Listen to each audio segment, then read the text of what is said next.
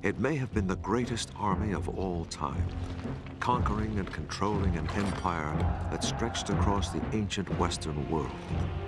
It was ruthless, disciplined, and feared by all, not just by its enemies, who died in their millions, but by its own emperors, who often paid the price of the army's wrath.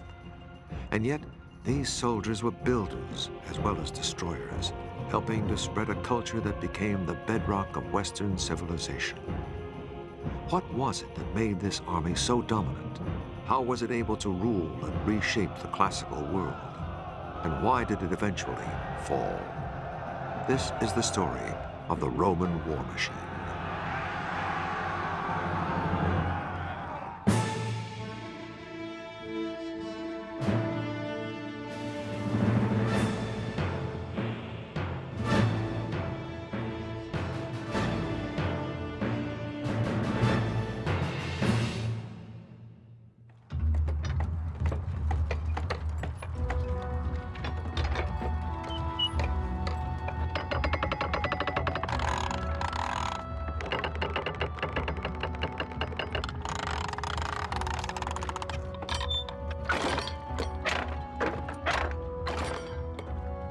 For any ancient people who refused Roman demands to surrender their town or city, weapons like these may have been among the last sights they witnessed on Earth.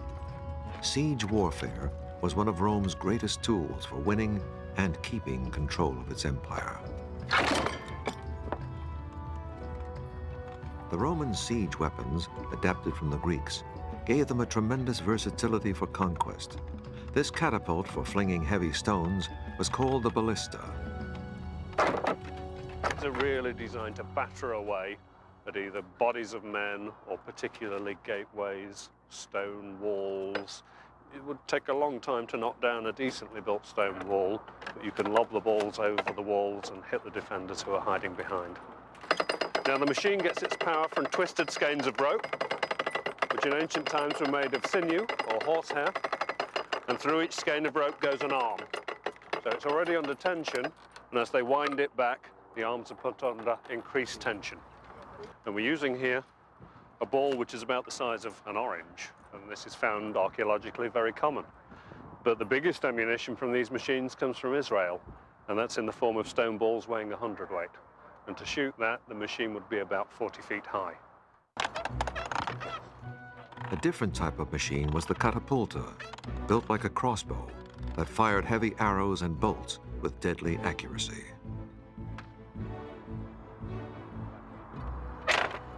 It's designed to shoot arrows, but an arrow far bigger than you could shoot with a handheld bow.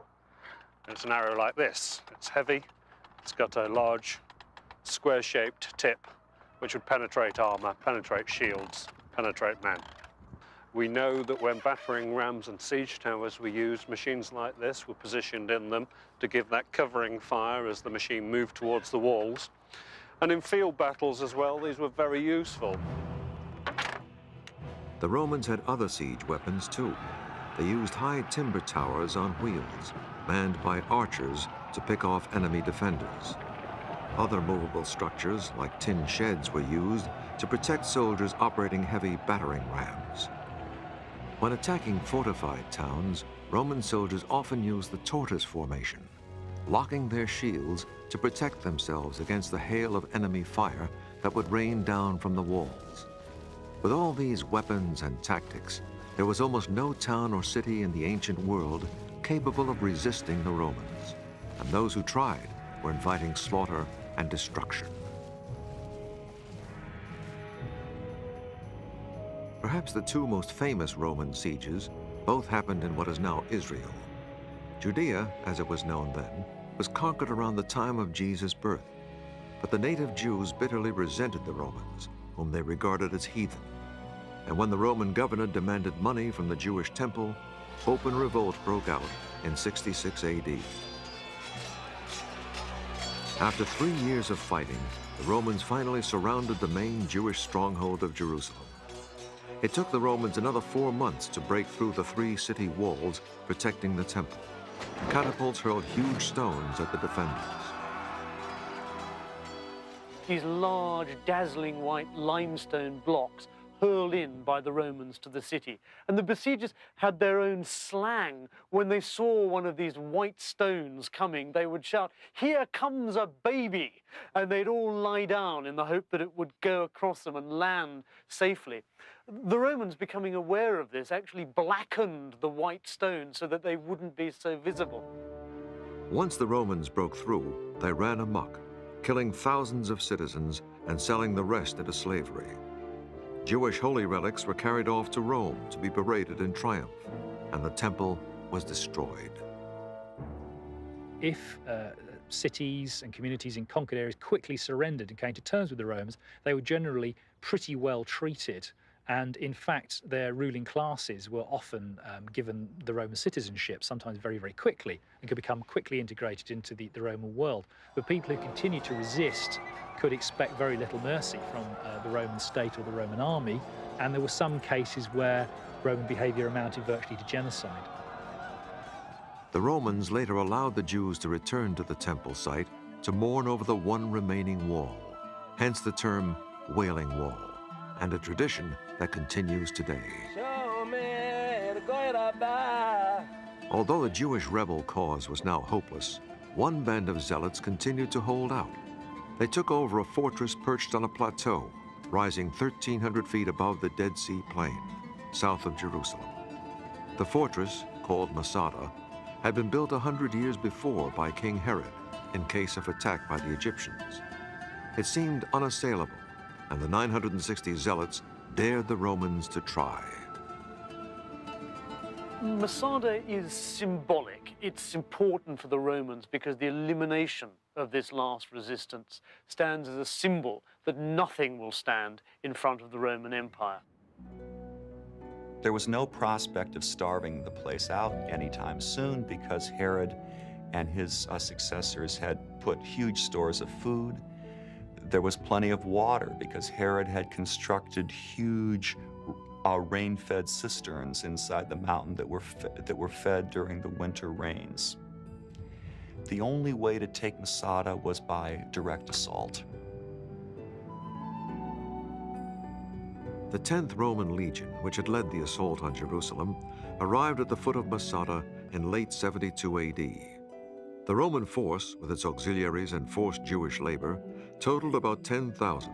It began by building a wall, whose remains are still visible, that was 6 feet high and 3 miles long around the entire plateau, to let the rebels know there was no chance of escape. Unlike the rebels, who were well housed and supplied, the Romans were camped in a merciless desert, scorching by day and freezing at night. Supplies for their camps had to be brought in from the Jerusalem area, 16 tons of food a day and 5,000 gallons of water, about 400 donkey loads each day. But then, logistics were among the Romans' greatest skills. It's incredibly important, as was seen in the Gulf War, where millions of tons of equipment had to be moved in just so that the army could do its job. And the Romans were acutely aware of this, and their logistical organisation was really very good for the period, considering their limited technology. And of course, that is one of the main reasons they built all those roads, was to keep the army capable of moving and to keep it fed and supplied. Without these logistical skills, the Roman Empire couldn't have been maintained. Now the question for the 10th Legion was, how could it assault the summit? From nearly every angle, the 1,300-foot cliffs were just too steep. But there was one possibility on the western side, where the height was only 250 feet, with a rocky outcrop that gave the chance of building a ramp for the siege equipment. The Romans and their laborers began building the ramp, protected by movable sheds, and were given covering fire by archers and catapults. The Jewish defenders probably used slingshots in self-defense. This pile of slinging stones has been found on the site. Eventually, the Romans came to within 50 yards of the summit fortress. Just how long it took to build the ramp has been a subject of debate. The popular view is that the siege of Masada lasted for 2 or 3 years. I don't think there's any reason to think that the siege lasted more than 4 to 8 weeks. Most Roman sieges were fairly short. Siege of Jerusalem one of the most hardest fought of ancient times, took 4 months. Once the ramp was finished, the Romans used their battering ram to break through the outer wall. But that wasn't enough, because the defenders had built a second wall behind it, made of wood and earth that the battering ram could not budge. The Romans responded by setting fire to the Jewish wall. And this seemed to work initially, but at one moment the fire blew back and looked like it might burn all the Roman siege engines. But as Flavius Josephus, who recorded this, said, God was on the Roman side and the fire blew in and burnt down the Jewish wall. The Romans waited for the next morning to make their assault, and inside, the rebels knew that their capture would mean a terrible fate. In most cases, rebels were enslaved, but they also might have been killed, even crucified, or sent to fight in gladiatorial games. So the rebels decided their own fate. They drew lots to determine who would kill the women and children, and then each other. When the Romans burst in at daybreak, they were met only with silence. Then they were approached by 2 women and 5 children who'd hidden and escaped the mass suicide, and they told the Romans what had happened. It's to the Romans' credit that they were amazed that this had happened, that they felt even in their victory there was an element of defeat. Masada marked the end of the Jewish revolt, but it flared again 60 years later when the Romans decided to build a settlement on the ruins of the Jewish temple in Jerusalem. Jewish rebels fought the legions for 4 years, leaving many thousands of Jews dead. Many of the survivors were forced to leave Judea, hastening the Jewish dispersion.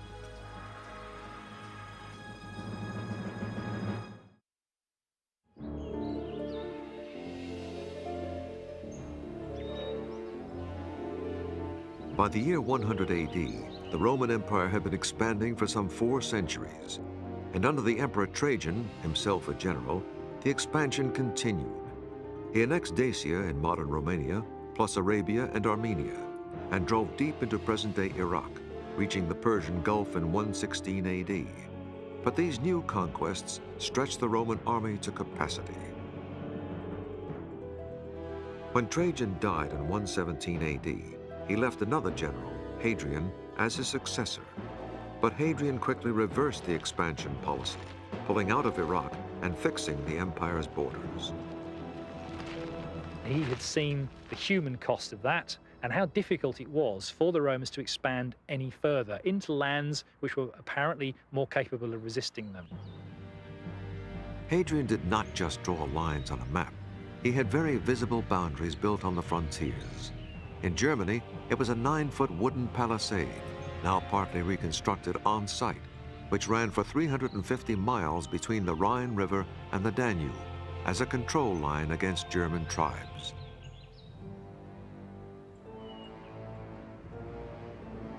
Even more emphatically, he ordered the building of Hadrian's Wall, running about 80 miles from sea to sea across northern England. It was 15 feet high and dotted with forts that together housed about 10,000 soldiers. Time has weathered it down, but partial reconstructions show how astonishing it must have looked to British tribes. The ancient writers say only that it was built to separate the Romans from the barbarians, and archaeological evidence at one fort near the wall, Vindolanda, shows there were battles in the region not long before the wall was built. Romans had a lot of casualties, with commanding officers being killed. That's very unusual.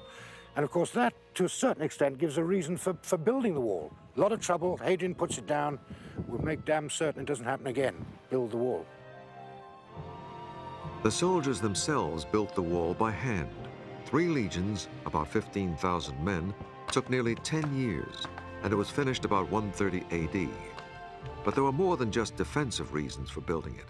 Many believe Hadrian was making a statement to his own generals, who enjoyed the Roman tradition of conquest and booty. Under Augustus, Virgil writes his poem saying, you know, the gods have given Rome an empire without end, an empire without end in time or space. And this Hadrian says, you know, we're not going to have big wars of conquest. We're not going to keep on extending the empire. This is it. This is the end.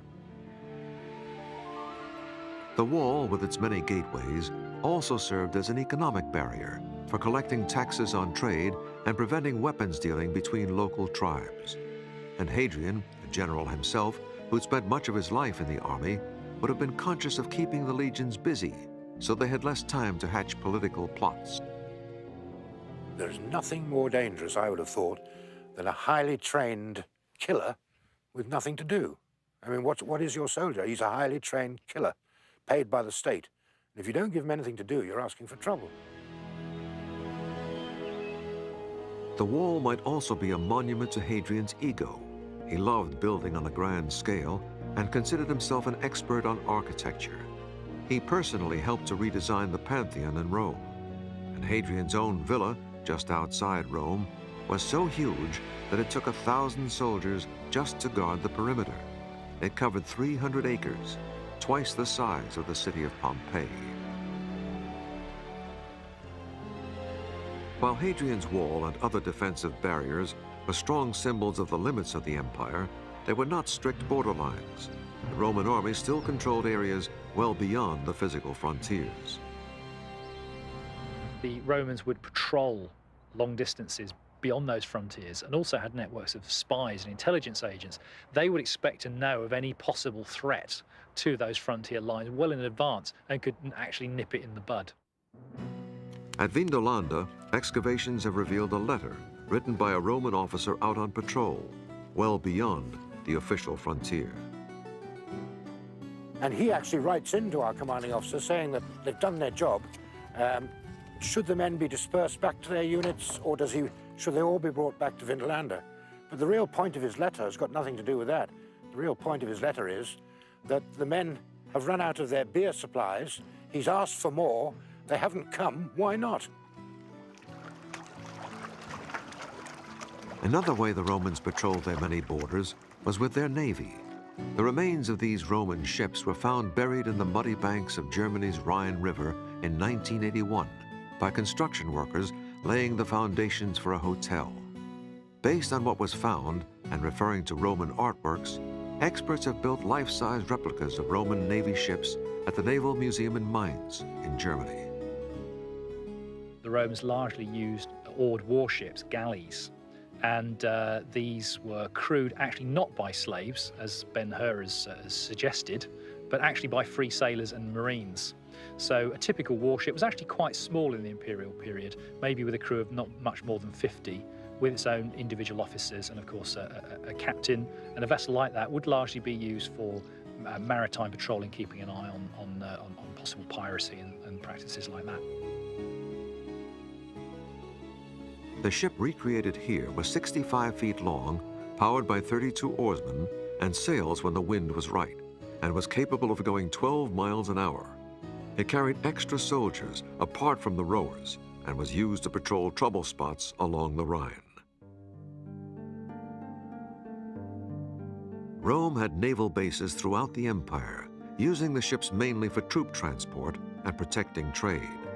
For much of the empire's history, the Romans did not need to fight great sea battles, because after Rome conquered Carthage and Egypt, there were no other sea powers left.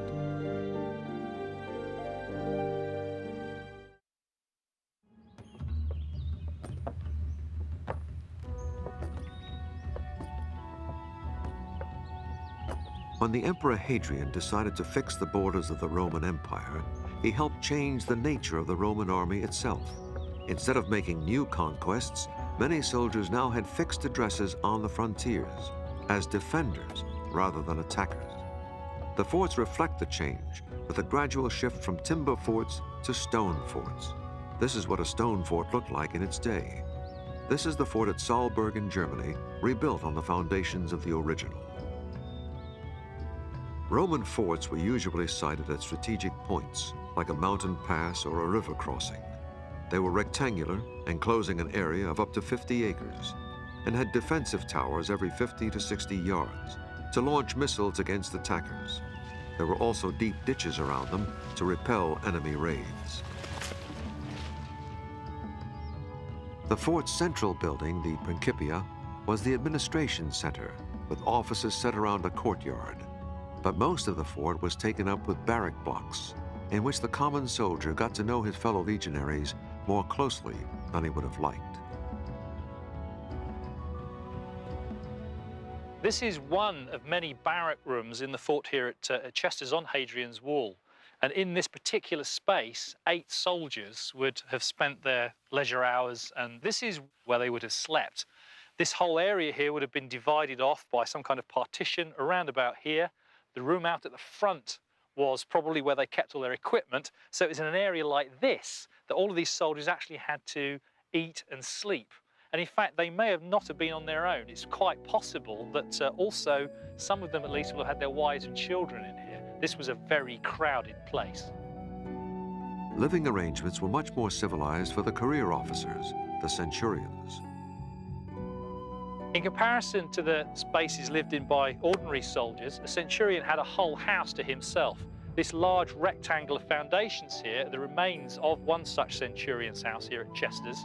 And you can see there are a number of rooms. He had a separate living room, kitchen, storage facilities, bedroom. There was plenty of space for him and his family, his wife, his servants, all to live in together. And this actually reflects in stone the great difference in social standing between an ordinary soldier in one of these barrack rooms and a centurion. Centurions were paid at least 20 times as much as ordinary soldiers and had living accommodation appropriate to their standing.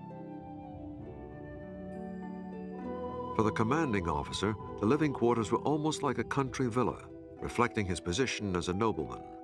The example unearthed at Vindolanda Fort on Hadrian's Wall came with central heating. The hot air, which is, the furnace must be next door, in comes the hot air, circulates around the pillars, and then it comes up through the walls. Now, in here we know there's a wall vent, there's another one here, and the hot air is drawn up through the walls and then out through the top. It's actually a very efficient heating system for a house. With one proviso, you do need half a dozen slaves to keep the boilers going. Because of the strict social order in Roman life, the commander did not socialize with the enlisted men. We've got the remains of the social diary of our commander Flavius Cerealis, covering a period of 2.5 years. And in that course of that time, he is giving quite a lot of dinner parties. Dinner parties for the governor of Britain when he comes here, dinner parties for fellow commanding officers, and once, rather nicely, a dinner party for his veterans, the soldiers who just recently retired. But there's no hint of all other ranks coming in and eating at the commander's table. The commander, unlike the common soldiers, was officially allowed to have his whole family live with him in the fort, and there is wonderful evidence of that. Here are the shoes of his wife, and it's so rare for us to be able to say that that little slipper belongs to Sulpicia Lepidina, wife of Flavius Cerealis. She has a very distinctive shoe size. Look at all these little indentations here. The shoe is stamped with the name of the maker, Lucius Aebutius Thales, and a sort of maple leaf stamped on it as well. And we've got several of her shoes, all the same little size. They have their 3 children with them there. And here's the little one's little boot. Now, that is a very expensive little boot. That's all hand-carved out of a single piece of leather. And he's even got his little studs in the bottom. And you can see how he's been going over on his heel, sort of dragging his typical small boy, I would think. Roman forts on the frontiers were like self-contained Roman towns. Almost every fort had a bathhouse, like this one excavated at Chester's on Hadrian's Wall. Romans were fanatical about bathing and hygiene, and their baths were an elaborate process. The soldiers also used the baths as a recreation area to relax away from the discipline of the fort. This bathhouse has been recreated at Xanten in Germany. We are in the bathhouse. Soldiers entered in this room, that's the changing room. They undressed and put their clothes in these boxes and went to the next room, to the bathroom. This is where they used to come first, to get clean. They put oil on their skin, and with this scraper, they took the oil off, they washed themselves, and they went into the bath. So this is the warm water bath. It was kept at the 100 degrees Fahrenheit by the furnace, which is next door. So people stayed in this warm water. After finishing, they went to the next bath, which is the cold bath. This is the cold bath, and Romans believed that it was good to take a cold bath to improve the blood circulation. So after finishing their bath in the cold water, they went to the club room.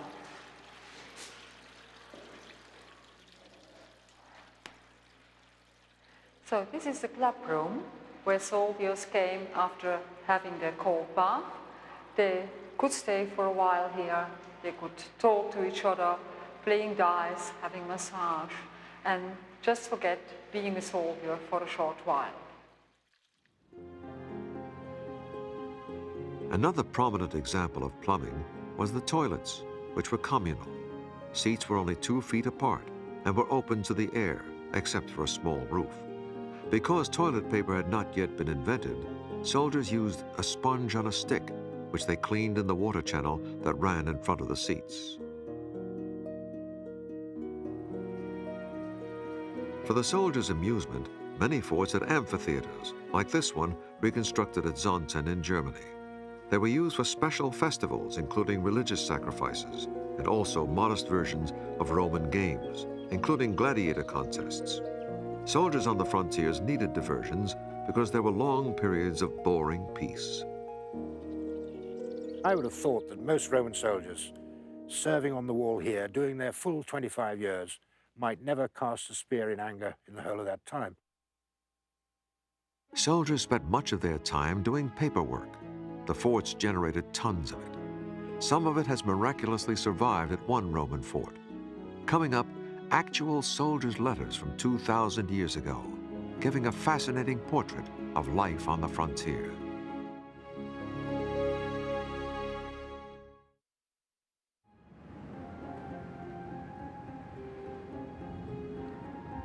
At a Roman fort in the north of England, archaeologists are discovering a treasure trove of personal items left by the troops, giving us an amazingly intimate portrait of the Roman soldier's life. From deep in the mud at Vindolanda Fort have come hundreds of soldiers' letters. Here is an example of a document written in ink on specially prepared wood. It's either alder or birch, local wood that they've specially created these tablets for. We don't work from the originals at all. We work entirely from the infrared photographs because they show up so much more than you can see with the naked eye. Direct messages from the past. There's a lovely one, and that is from an officer, our commanding officer, a draft letter going out from here saying, "When I was with you, I left behind all my hunting nets. Please send them on to me, namely my special drag nets for swans, the small nets for thrushes," and so it goes on. This extraordinary letter coming in to a soldier saying, "I am sending you a parcel of some socks, 2 pairs of shoes," and then it said subligaria. Now, subligaria is a very rare word, and that had people thumbing through all the dictionaries. It does appear, I think, in a fairly rare poem of the poet Catullus. It's underpants. And much more than just letters have been found at Vindolanda. There are all sorts of weapons and evidence of how the soldiers used them. Often we pick up a thing like this, which is the skull of a Roman cattle, a cow or an oxen or something. It's been poleaxed. You can see the big indentation here. Someone has banged it like that. And then it's obviously been stuck on a pole and used for target practice. We have actually several of these. You can see where the Roman ballistas have gone boom, straight in. The deep soil and mud at Vindolanda is so well suited to preserving ancient artifacts that even Roman textiles have been found in good condition. That is what it looks like. It's a Roman bandage made of some quite good quality local wool, But we get everything from bandages to bits of big jerseys, even a sock made out of two different pieces of textiles sewn together. But again, you know, it's wonderful getting the textiles. They've lost their color, although by analyzing them, we can actually work out what color they originally had. And you'll see in our display case, their colors are much softer and gentler than the rather harsh colors produced by artificial dyes today.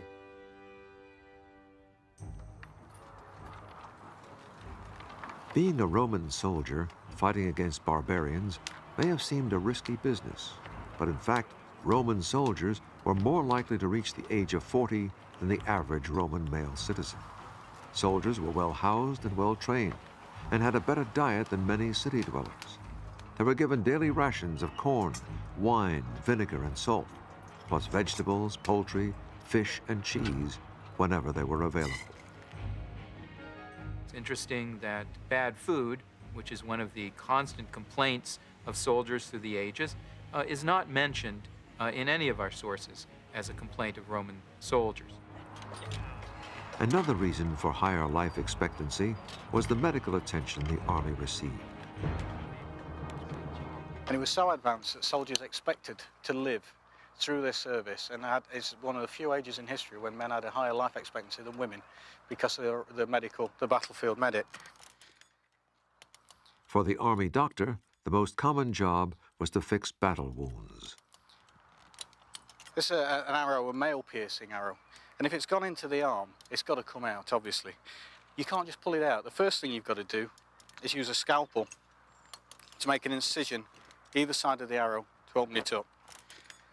And retractors are brought in to peel back the skin and expose the arrow. Then you can start to draw it out.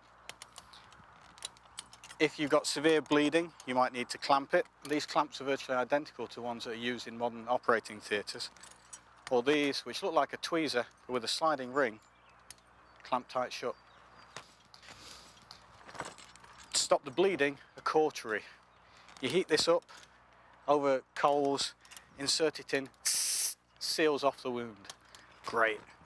Finally, you want to close the wound over. Now, you could stitch it, and we got needles made of bronze and bone, but the items that they stitched it with, sinew or flax, was a contaminant. It festered in infection. So they came up with wound staples. These are made out of silver, which is hypoallergenic. Insert it into one side of the wound, pull it over, and stick it in, and that holds it tight.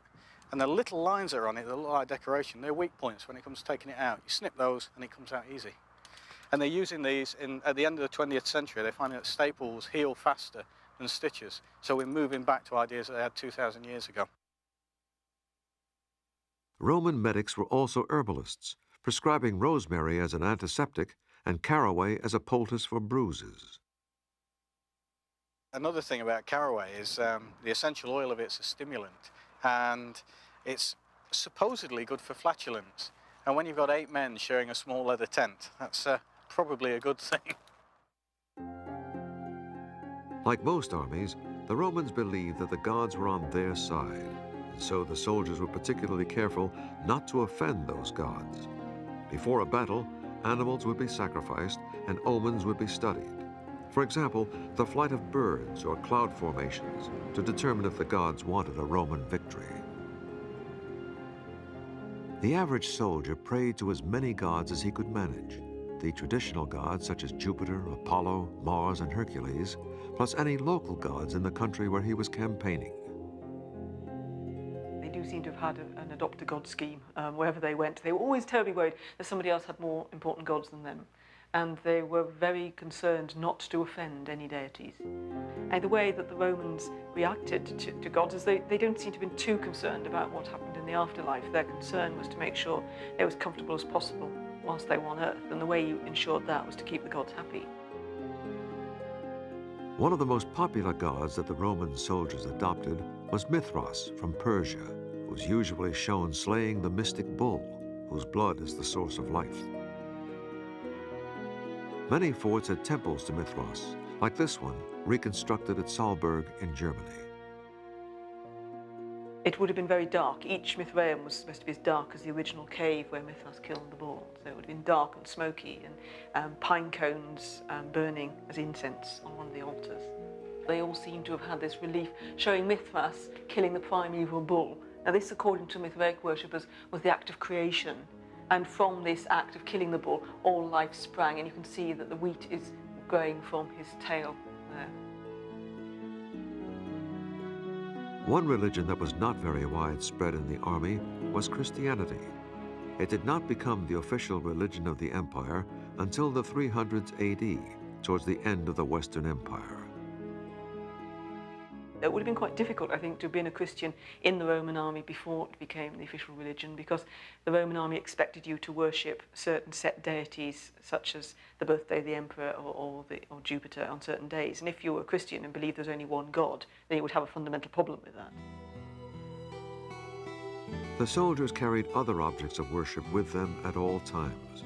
One was the legionary eagle, often made of gold. It was housed in its own chapel and anointed with special oil on religious days. The soldiers marched behind it into battle, and it symbolized the spirit of the legion itself. To lose your standard to the enemy was a terrible disgrace, and Roman soldiers literally gave their lives to save their flag and their symbols. There was also the cult of the emperor, and each legion carried his image. It was important for the troops to be able to recognize their emperor. He was with them in spirit, if not in person, though sometimes he would be there in person, as when the Emperor Hadrian toured the entire empire. Emperor worship was also an important part of Roman religious life. As well as worshipping their gods, the soldiers would worship their emperor. One way the emperors made sure the soldiers recognized them was by putting their faces on the coins the soldiers were paid with. Next, we'll look at the Roman soldier's pay, how he spent it, and how it helped to change the map of Europe.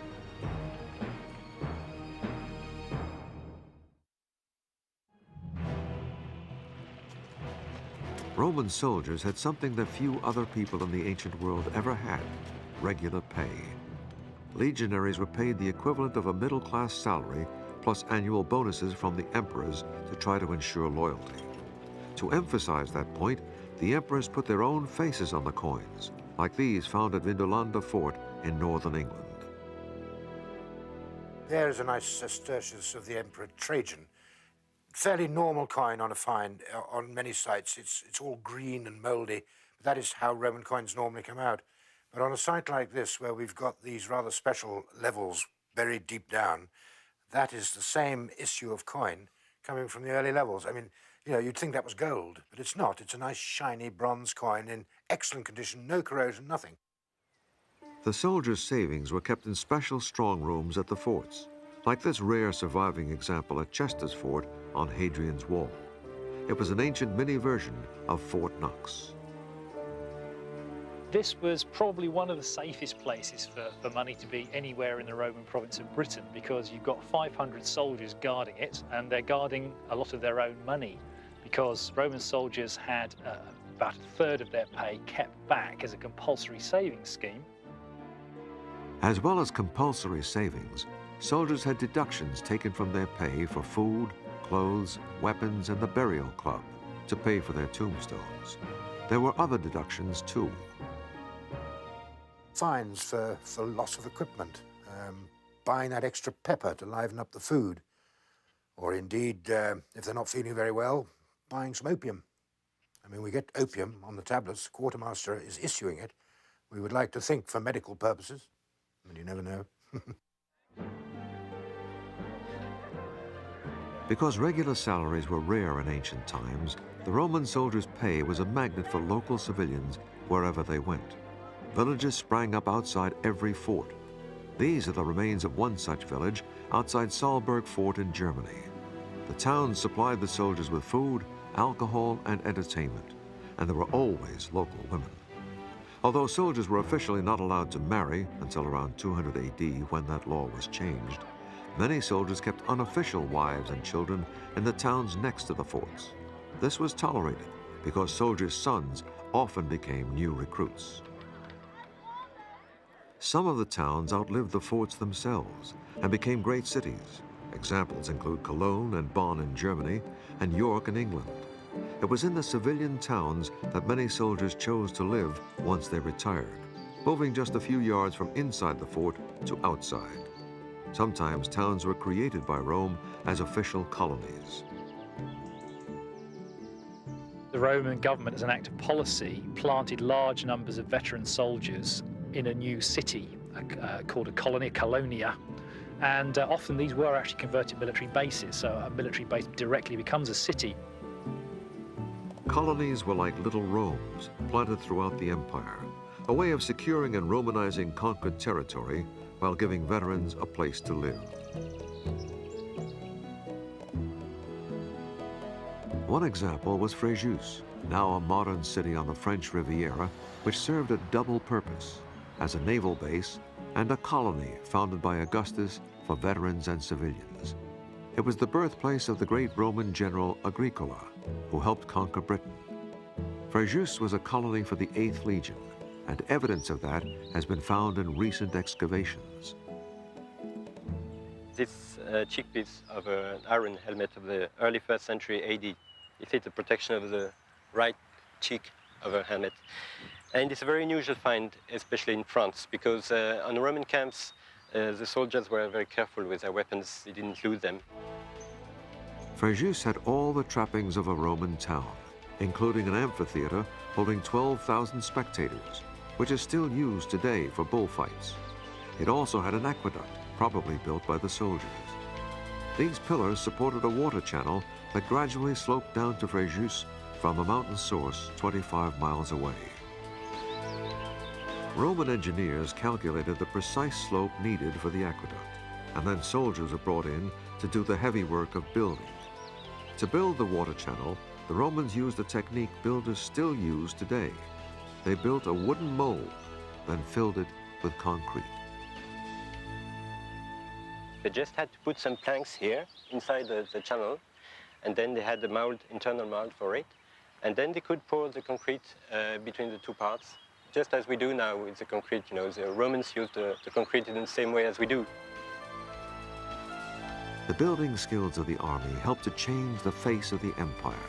Soldiers built not only military structures like forts and Hadrian's Wall, but also had a hand in some of the many beautiful and enduring civilian works right across Europe and the Middle East that helped put Rome's particular stamp on its hard-won territories.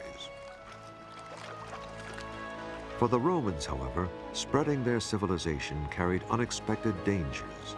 It made the empire an inviting target for those living outside the borders, and would lead to invasion by envious barbarians that would eventually bring the empire to its knees.